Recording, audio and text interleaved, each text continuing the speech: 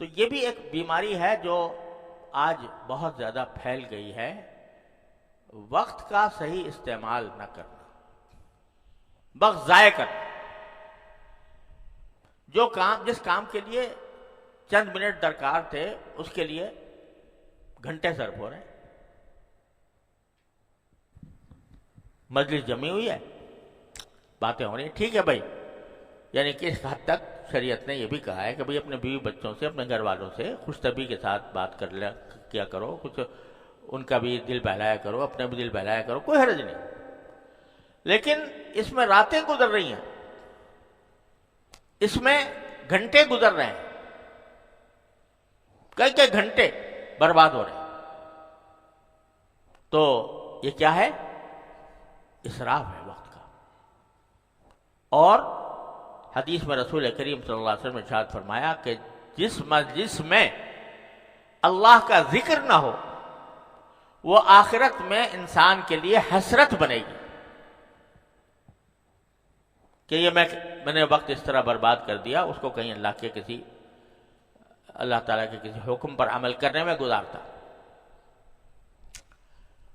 ٹیلی phone کیا ہوا ہے، لگا ہوا ہے، اور اب تو ایسے آ گیا ٹیلی فون کہ اس میں پیسے نہیں خرچ ہوتے، جی ہاں، تو بس ٹیلی فون پہ شروع ہو گئے اور ختم ہونے کا نام ہی نہیں، گھنٹے باتیں ہو رہی۔ یہ کیا ہے؟ یہ اسراف ہے، وقت کا اسراف۔ جس کام کے اندر 5 منٹ لگنے چاہیے تھے اس میں آپ 10 منٹ لگا رہے ہیں۔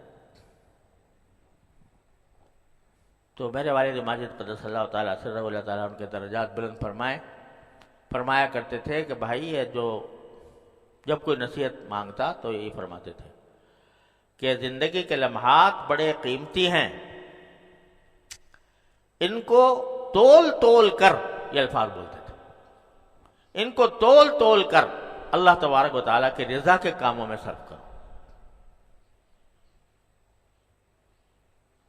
اس کا مطلب یہ نہیں کہ بالکل خشک ہو کے بیٹھ جاؤ، نہیں، اعتدال کے اندر اپنے گھر والوں کے ساتھ، دوست احباب کے ساتھ کوئی خوش طبعی کوئی بات کر لینا، اس میں کوئی حرج نہیں ہے، لیکن وہ بھی اعتدال کے ساتھ، یعنی ایسا نہ ہو کہ سارا وقت اسی میں برباد ہو گیا۔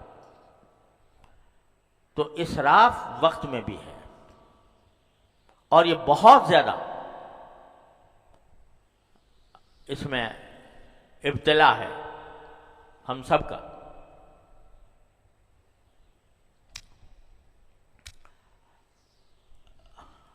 حضرت والد صاحب قدس اللہ تعالیٰ سرہ سے ہی میں نے یہ بات سنی اور بار بار سنی اور عمل بھی دیکھا۔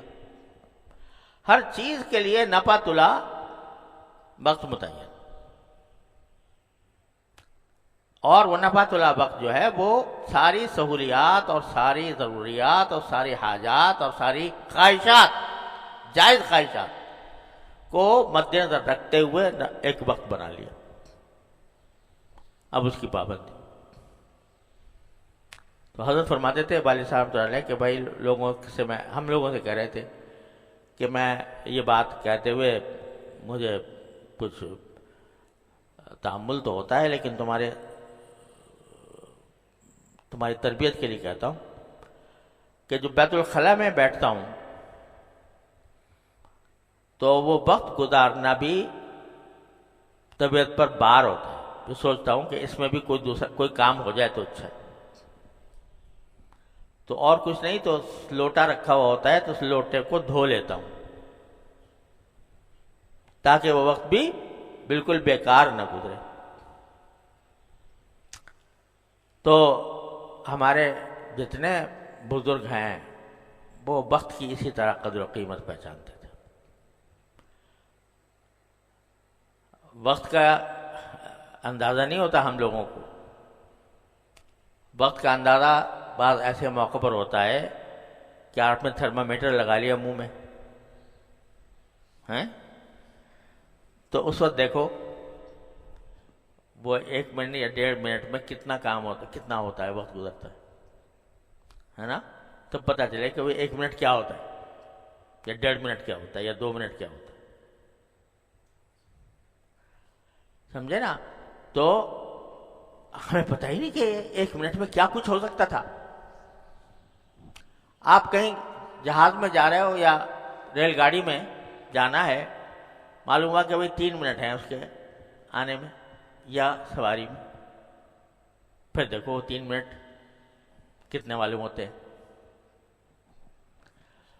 تو معلوم ہوا کہ اگر قدر جانے تو ان میں سے 1 منٹ اتنا قیمتی ہے کہ اس میں پتہ نہیں کیا کیا کچھ آدمی انسان کیا کچھ کر سکتا ہے، مگر پتہ ہی نہیں۔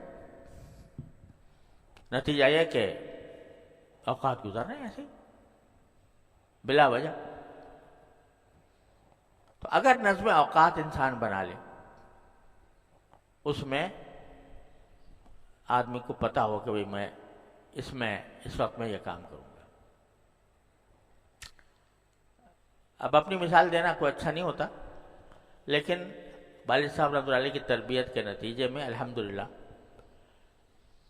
پتہ ہے، یعنی میں آپ سے عرض کروں کہ اگر جب کھانے کے لیے آتا ہوں اور گھر والے کھانا اتارنے والے ہوتے ہیں، مجھے پتہ ہے کہ 5 منٹ لگیں گے، اس 5 منٹ کے لیے میرے ذہن میں ایک کام متعین ہوتا ہے کہ اس 5 منٹ میں کیا کرنا ہے۔ کہیں گاڑی میں جانا ہے تو اندازہ ہے کہ کتنا برس خرچ ہوگا، آدھا گھنٹہ لگے گا مثلا، اس آدھے گھنٹے کا کام پہلے سے ذہن میں طے کیا ہوا ہوتا ہے، اس آدھے گھنٹے میں کیا کرنا ہوگا۔ بعض میری تالیفات جو ہیں وہ صرف 15 منٹ یومیہ کی ہیں،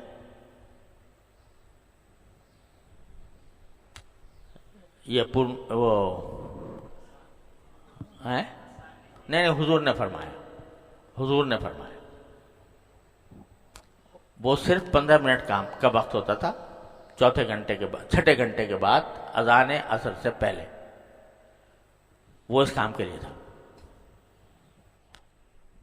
تو آدمی کو خود اگر یہ سوچ کر انسان اپنا نظم بنائے کہ بھئی میں فلاں وقت میں میرے پاس خالی ہے، اس میں کیا کر لوں گا، اور کچھ نہیں ہے، سمجھ لو کہ بھئی اس میں سبحان اللہ والحمدللہ ولا الہ الا اللہ واللہ اکبر پڑھوں گا، ذکر کروں گا۔ مسجد جا رہا ہوں تو مسجد جاتے ہوئے کتنا وقت لگتا ہے؟ 2 منٹ لگتے ہیں، تو اس 2 منٹ میں کیا کروں گا؟ تو وقت کا صحیح استعمال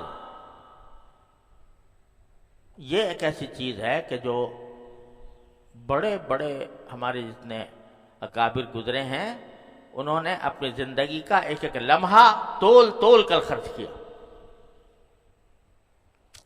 حافظ ابن حجر رحمۃ اللہ علیہ جو صحیح بخاری کے شارح ہیں اور علوم کے دریا بہا دیے ہیں، انہوں نے تو کیا ہوا، یعنی اگر 1000 صفحات لکھے ہیں، جب تصنیف فرما رہے ہوتے تھے تو اس زمانے میں لکڑی کے قلم ہوتے تھے، وہ دوات میں بھگو کے لکھے جاتے تھے، لکھتے لکھتے اس کی جو نوک ہوتی تھی وہ موٹی ہو جاتی تھی، تو اس کے اوپر اس کو قط رکھنا پڑتا تھا۔ تو ان کے تذکرے میں آتا ہے کہ جتنی دیر میں وہ قط رکھتے تھے اپنی اس کے اوپر، اس دوران مسلسل ذکر میں مشغول رہتے تھے۔ طے کیا ہوا تھا کہ بھائی جب قط رکھوں گا تو یہ اتنا فلاں ذکر کروں گا۔ کوئی اتنا زیادہ مشکل کام نہیں ہے، صرف توجہ کی بات اور وقت کی قدر و قیمت پہچاننے کی بات کہ میں اپنے وقت کو کس طرح صحیح استعمال کروں۔ جب یہ فکر لگ جاتی ہے تو اس فکر لگنے کے بعد اللہ تبارک و تعالی مدد فرماتے ہیں۔ علامہ سیوطی رحمۃ اللہ علیہ، اگر ان کی تالیفات کو جمع کیا جائے یا ان کے لکھے ہوئے اوراق کو جمع کیا جائے تو شاید 1,00,000 تک بھی پہنچ جائیں تو کچھ بعید نہیں ہے. اور سب کچھ 40 سال میں کر کے فارغ ہو گئے 40 سال کی عمر میں. اور اس کے بعد یہ طے کر لیا تھا اب لکھنا پڑھنا کچھ نہیں ہے، بس عبادت کرنی ہے. نبی کریم صلی اللہ علیہ وسلم کی بیداری میں 17 مرتبہ زیارت کی ہے. 40 سال میں سب کچھ کر گئے. کیسے کر گئے؟ کہ وقت کی قدر و قیمت پہچانی، اس کو صحیح استعمال کیا. اللہ تعالیٰ پھر برکت بھی دیتے. بڑے بڑے علماء جو ہے نا، جن کا ہم آج سر پہ رکھتے ہیں، ان کی کتابوں کو اپنا فخر سمجھتے ہیں، اپنے لیے ایک تاج سمجھتے ہیں. علامہ نووی رحمۃ اللہ علیہ 40 سال کی عمر میں رخصت ہو، اتنا سب بڑا ذخیرہ چھوڑ کے.